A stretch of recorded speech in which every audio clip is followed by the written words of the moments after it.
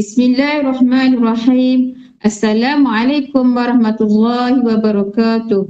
Rabbi shrah li sadri wa yassir li amri wahlul 'uqdatam min lisani yafqahu qawli. Apa khabar anak-anak di luar sana, terutama yang mengambil mata pelajaran tasawuf Islam?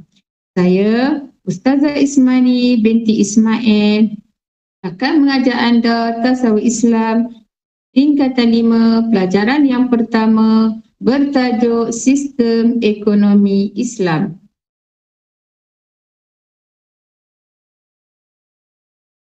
Di dalam sistem ekonomi Islam ini terdapat 6 standard pembelajaran.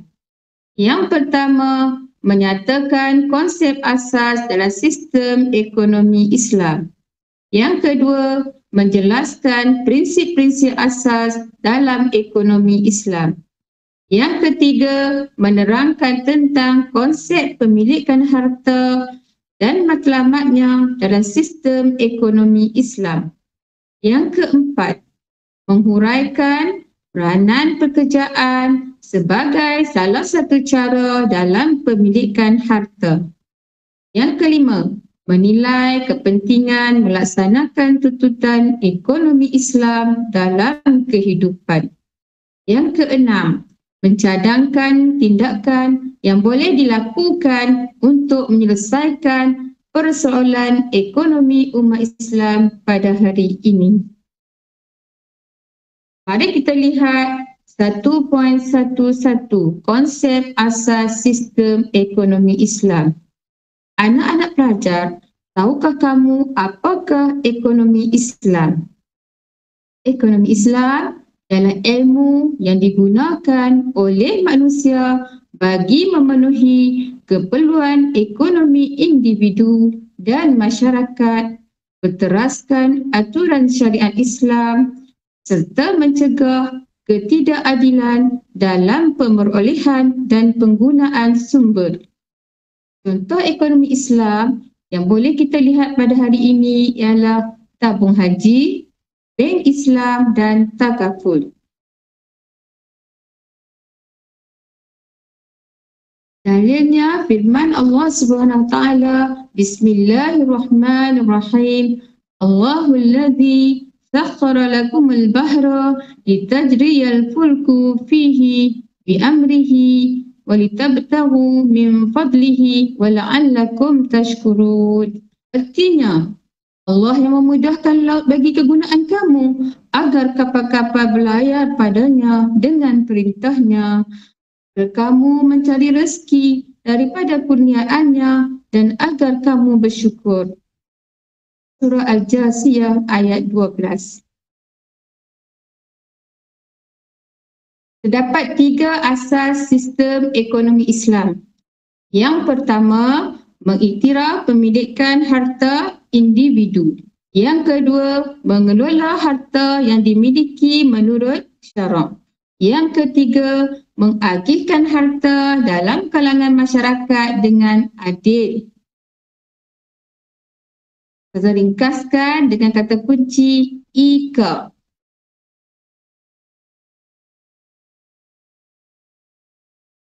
Terdapat 4 sumber utama dalam ekonomi Islam. Yang pertama, Al-Quran. Yang kedua, Al-Hadis. Yang ketiga, Al-Ijma'. Yang keempat, Al-Qiyas.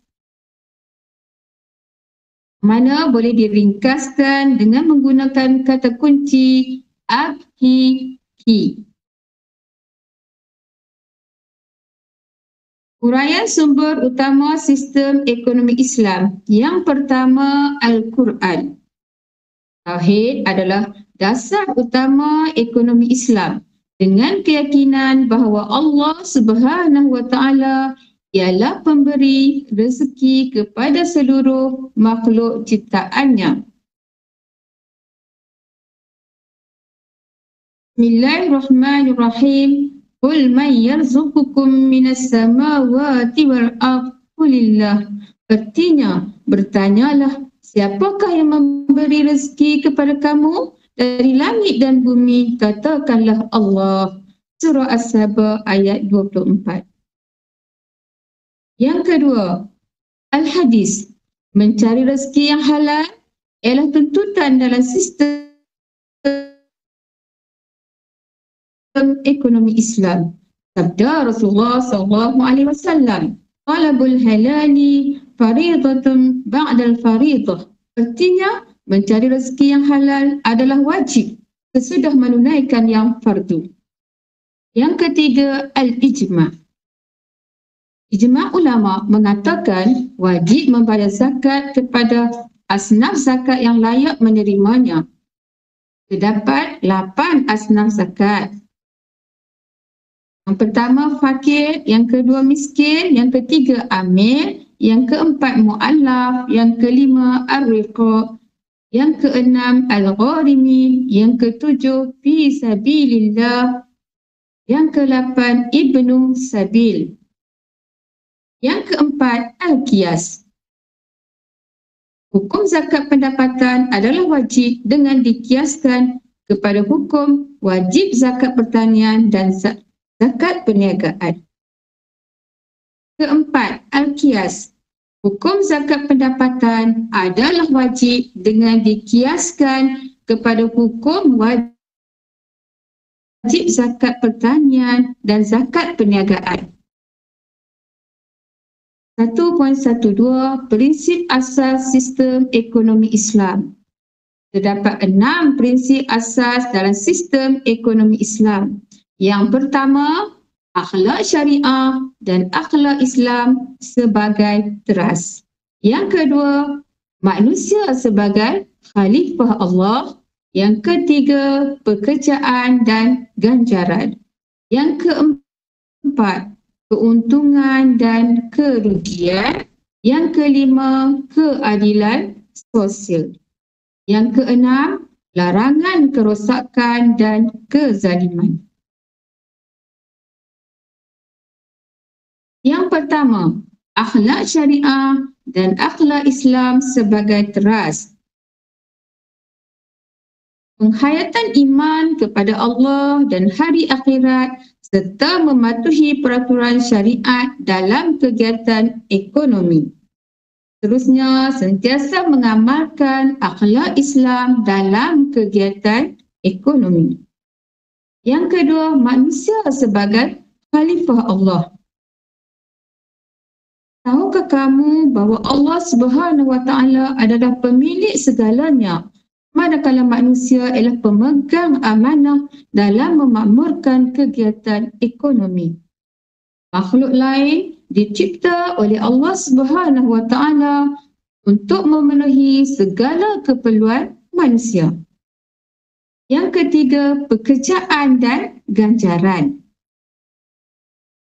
di mana manusia dianjurkan untuk berusaha dan bekerja bagi menjana pendapatan. Dengan pendapatan, mereka dapat menyara keluarga mereka. Terusnya, pelibatan manusia dalam kegiatan ekonomi merupakan suatu ibadah dan pekerja hendaklah diberi ganjaran yang setimpal oleh majikan.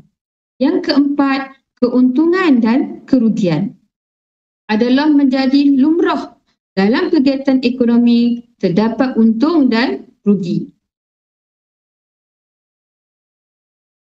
Mekanisme mudharabah dan musyarakah sangat digalakkan bagi memenuhi prinsip ini. Kelima, keadilan sosial. Kegiatan ekonomi yang dilakukan mesti membawa keadilan sosial kepada segenap lapisan masyarakat, sama ada di kampung atau di bandar.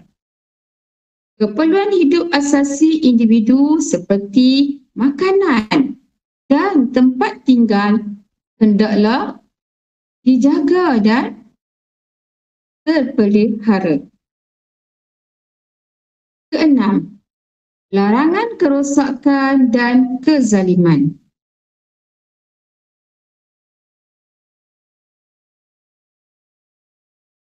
Allah Subhanahu Wa Taala menyuruh kita supaya mengelakkan daripada sebarang bentuk kerosakan sama ada kepada manusia atau alam sekitar dalam kegiatan ekonomi. Islam telah mengharamkan penindasan, penipuan, eksploitasi, pencemaran alam sekitar dan pembaziran dalam kegiatan ekonomi. 1.13 Konsep memilikan harta dan matlamatnya. Apakah maksud pemilikan harta dalam Islam? Ya, maksud pemilikan harta dalam Islam ialah sesuatu yang dikurniakan oleh Allah Subhanahu wa Ta'ala kepada hamba-Nya untuk dimiliki dan dimanfaatkan menurut kehendak syarak seperti tanah dan rumah. Firman Allah Subhanahu wa Ta'ala, Bismillahirrahmanirrahim.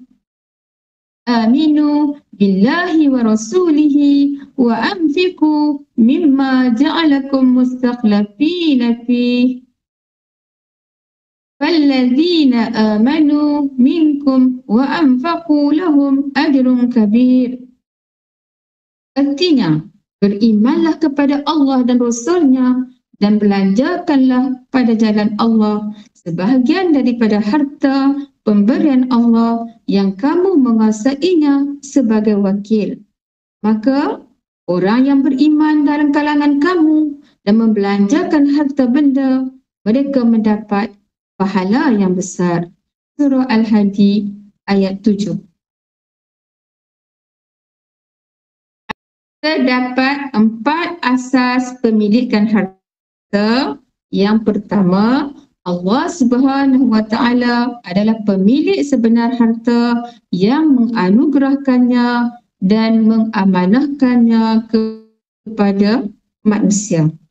Yang kedua, Allah Subhanahu wa Ta'ala telah menetapkan cara pemilikan harta yang sah seperti jual beli dan wasiat serta mengharamkan riba. Yang ketiga, Allah Subhanahu wa Ta'ala memerintahkan manusia berusaha memiliki harta bagi memenuhi keperluan asasi mereka. Yang keempat, Allah Subhanahu wa Ta'ala telah menetapkan cara perbelanjaan harta iaitu secara berkhidmat seperti tidak membazir. Jenis pemilikan harta terbahagi kepada 3. Hak milik individu, hak milik umum dan hak milik negara. Mari kita lihat jenis pemilikan harta dari aspek hak milik individu.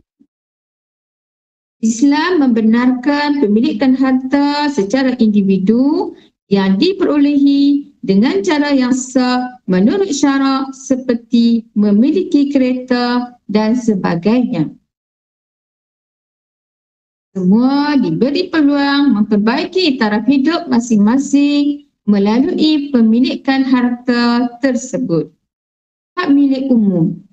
Pemilikan secara bersama oleh anggota masyarakat terhadap sesuatu sumber barangan atau perkhidmatan seperti laut, sungai dan udara.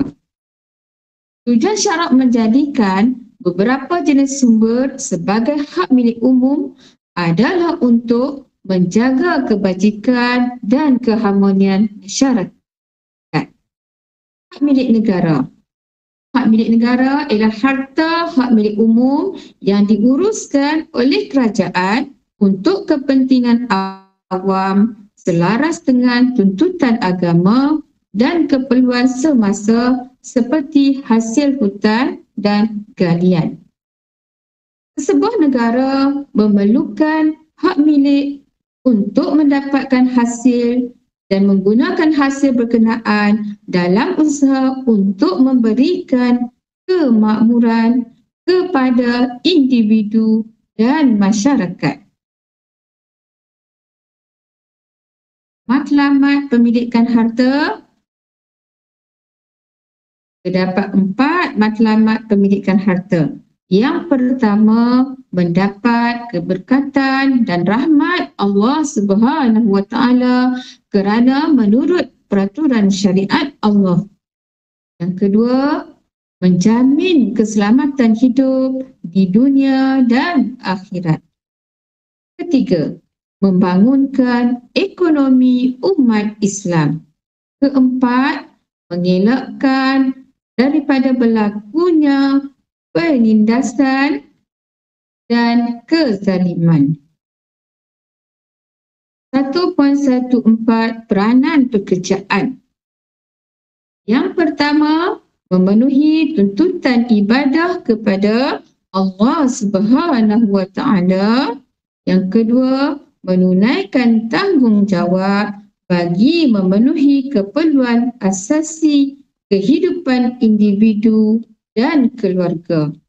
Ketiga, meningkatkan taraf sosial ekonomi individu, masyarakat dan negara. Keempat, meningkatkan pembangunan ekonomi negara. Sabda Rasulullah SAW, "Ma akala ahadun ta'aman qattu khairan min an ya'kula min amali yadihi wa inna nabiyallahi Dawud alaihi salam kana ya'kulu min amali yadihi." Artinya, tidak ada sesuatu yang dimakan oleh seseorang yang lebih baik daripada apa-apa yang dimakan daripada usaha tangannya sendiri. Dan sesungguhnya Nabi Daud AS makan daripada usaha tangannya sendiri. Ciri-ciri pekerjaan. Yang pertama, pekerjaan tersebut mestilah halal. Yang kedua, menurut kehendak syariat. Yang ketiga, menjaga ketenteraman awam. Keempat, memastikan keselamatan diri dan orang lain. Yang kelima, mengambil berat tentang ibadah. Etika kerja Islam.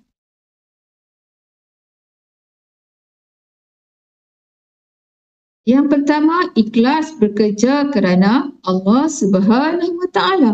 Yang kedua, amanah bekerja seperti tidak menipu. Yang ketiga, tekun bekerja supaya memperolehi hasil yang diberkati Allah Subhanahu wa Ta'ala. Yang keempat, akur terhadap arahan ketua selagi tidak bertentangan dengan syarak. Yang kelima, bekerjasama untuk meningkatkan produktiviti agar mencapai piawaian dan kualiti yang ditetapkan. Yang keenam, berdisiplin dan menepati masa agar kerja dapat disiapkan pada masa yang telah ditetapkan.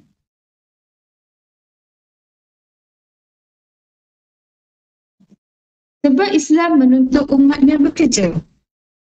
Yang pertama, merupakan ibadah yang diberi pahala. Yang kedua, memudahkan umatnya menunaikan ibadah seperti berzakat. Yang ketiga, memenuhi keperluan hidup seperti makanan dan tempat tinggal. Yang keempat, mendapat penghormatan daripada masyarakat. Yang kelima, memperoleh keberkatan daripada Allah Subhanahu wa Ta'ala kerana telah melaksanakan ibadah fardu ain. Kebaikan bekerja. Pertama, mendapat keredaan dan keberkatan daripada Allah Subhanahu wa Ta'ala.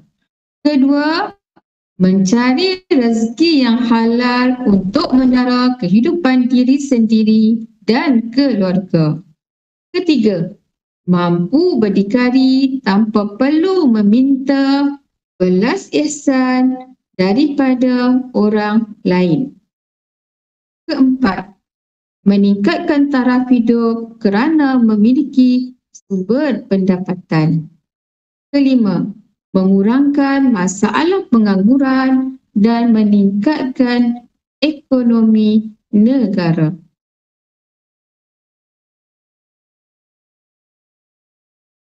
Mari kita lihat kesan pekerjaan yang halal kepada individu, masyarakat dan negara. Kesan pekerjaan yang halal kepada individu ialah akan diberkati Allah Subhanahu Wa Taala kerana mengikut syarak. Dihormati masyarakat kerana melakukan kerja yang baik.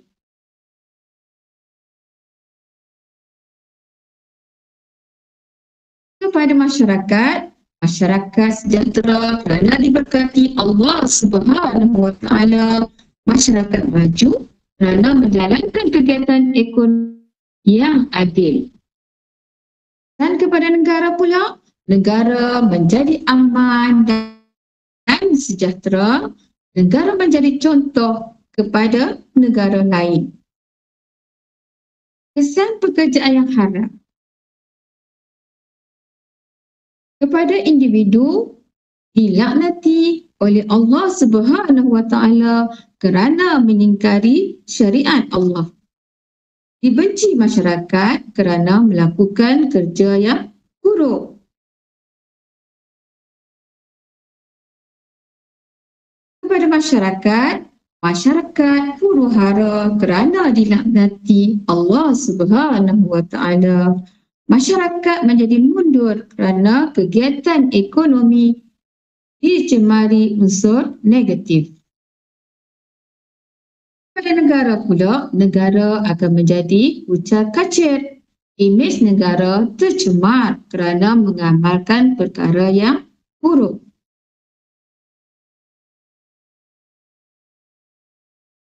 Mari kita lihat implikasi hidup tanpa pekerjaan. Dari aspek individu, akan melahirkan seorang individu yang mempunyai jiwa yang resah kerana mengalami kesempitan wang.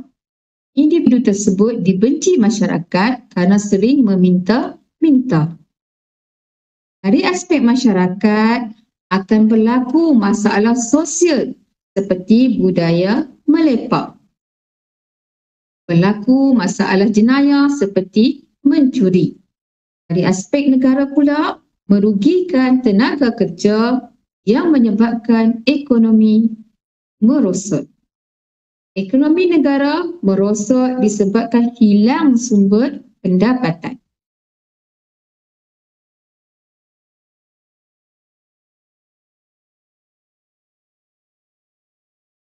(1.15) Kepentingan melaksanakan tuntutan ekonomi Islam. Ekonomi Islam penting dilaksanakan dalam sesebuah negara bagi menjamin pembangunan yang seimbang serta keadilan dari segi pemerolehan dan pengagihan harta dalam kalangan rakyat. Matlamat pembangunan sistem ekonomi Islam Matlamat pembangunan sistem ekonomi dalam Islam ialah untuk mencapai kejayaan di dunia dan di akhirat. Setiap aktiviti yang dilakukan bagi meningkatkan taraf hidup masyarakat hendaklah berpandukan syariat dan disertai dengan niat atau tujuan untuk mendapat keredaan Allah Subhanahu Wa Taala. Keistimewaan sistem ekonomi Islam iaitu sebuah sistem yang lengkap dan menyeluruh berpandukan ajaran wahyu Allah Subhanahu Wa Taala, bermotifkan kesejahteraan hidup di dunia dan akhirat, menggabungkan antara aktiviti ekonomi dengan akidah Islam, berteraskan nilai dan akhlak Islam memberi keutamaan kepada pengeluaran barangan asas dorsiniyat. Memberi keutamaan kepada pengeluaran barangan asas daruriyat dan keperluan hajiat berbanding barangan mewah tahsiniyat. Kesan pengabaian sistem ekonomi Islam. Yang pertama, matlamat negara yang baik dan mendapat pengampunan Allah Subhanahu wa Ta'ala tidak akan tercapai. Yang kedua, amalan riba berleluasa menyebabkan golongan pemodal semakin kaya, manakala golongan miskin semakin tertindas. Nilai-nilai moral semakin terhakis serta akan berleluasanya gejala rasuah, penipuan dan eksploitasi ekonomi. Keempat, pengagihan harta yang tidak adil dan pemilikan harta yang hanya tertumpu kepada kelompok kelas atasan sahaja. Kelima, ekonomi sesebuah negara akan hancur dan keharmonian hidup masyarakat akan terjejas. Anak-anak pelajar, tahukah kamu apakah sistem ekonomi konvensional? Sistem ekonomi konvensional adalah sistem ekonomi yang ditentukan oleh manusia dan tidak mempunyai piawaian yang mutlak, tetapi bersifat anjal dan berubah mengikut ketentuan masyarakat. Terdapat 4 jenis ekonomi konvensional. Yang pertama, kapitalis. Yang kedua, komunis. Yang ketiga, sosialis. Dan yang keempat, campuran. Berpaksikan kapitalis iaitu sistem ekonomi yang berpaksikan akal fikiran manusia semata-mata. Berasaskan kebebasan mutlak individu atau laissez-faire. Sistem yang berasaskan riba menjadi amalan. Berlaku ketidakadilan sosial dengan kewujudan jurang pendapatan yang besar antara golongan pemodal dengan rakyat biasa kerana amalan riba. Komunis muncul akibat ketidakadilan dalam pengagihan harta kekayaan dalam masyarakat. Segala keputusan ekonomi dibuat oleh pemerintah. Pemilikan individu atas faktor-faktor pengeluaran dihapuskan. Semuanya diserah dan dimilik negarakan secara total bagi kepentingan masyarakat. Sosialis lahir hasil pemikiran antara gabungan dasar dengan prinsip antara kapitalis dengan komunis. Pemilikan individu dibuka dalam skop yang terhad.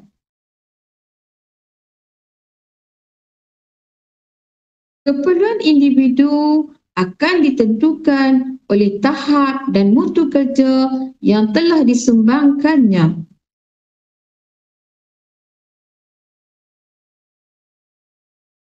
Sistem riba dikekalkan. Campuran. Campuran adalah sistem ekonomi yang mendukung kebebasan dengan sistem sosialis. Ekonomi dibangunkan bersama-sama antara pihak pemerintah dengan pihak swasta. Dalam ekonomi campuran, pemerintah melakukan pengawasan dalam bidang perekonomian. Namun, pihak swasta masih diberi kebebasan untuk menentukan kegiatan-kegiatan ekonomi yang ingin dijalankan. Sistem campuran menyarankan keperluan campur tangan pemerintah secara aktif dalam kebebasan pihak swasta untuk melaksanakan kegiatan ekonominya.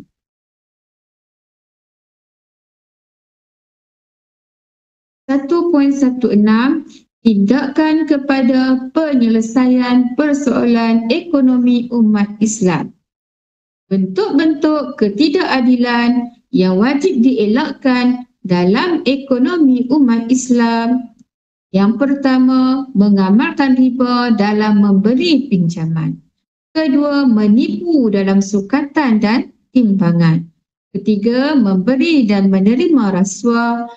Keempat, menganggut dan tidak mahu bekerja. Kelima, melanggar hak cipta. Anak-anak pelajar, daripada pembelajaran tadi dapat dirumuskan bahawa kita hendaklah memahami konsep ekonomi Islam, prinsip-prinsip asasnya, konsep pemilikan harta, peranan pekerjaan dan kepentingan melaksanakan ekonomi Islam serta tindakan yang boleh dilakukan bagi menyelesaikan ekonomi umat Islam supaya kita dapat meneruskan kehidupan mengikut syariat Allah Subhanahu wa taala untuk kebaikan di dunia dan di akhirat. Di sini Ustazah sediakan latihan soalan 1 hingga 4. Tulis istilah yang betul berdasarkan pilihan jawapan yang disediakan di bawah.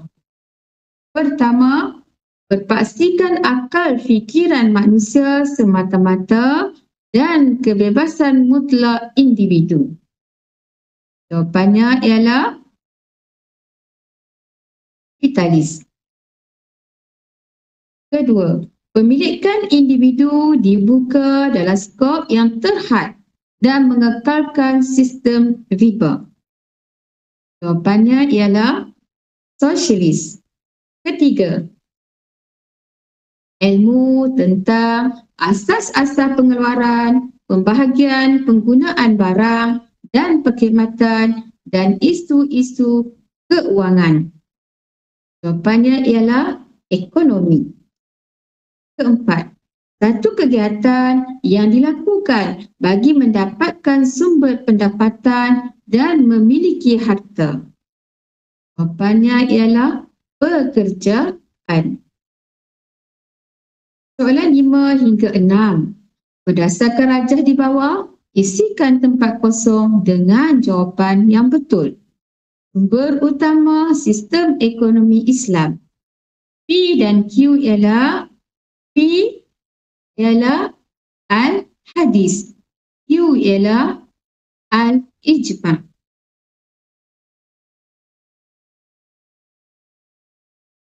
Pelajar-pelajar sekalian, doa Ustazah, semoga kamu menjadi anak-anak yang cemerlang di dunia dan di akhirat.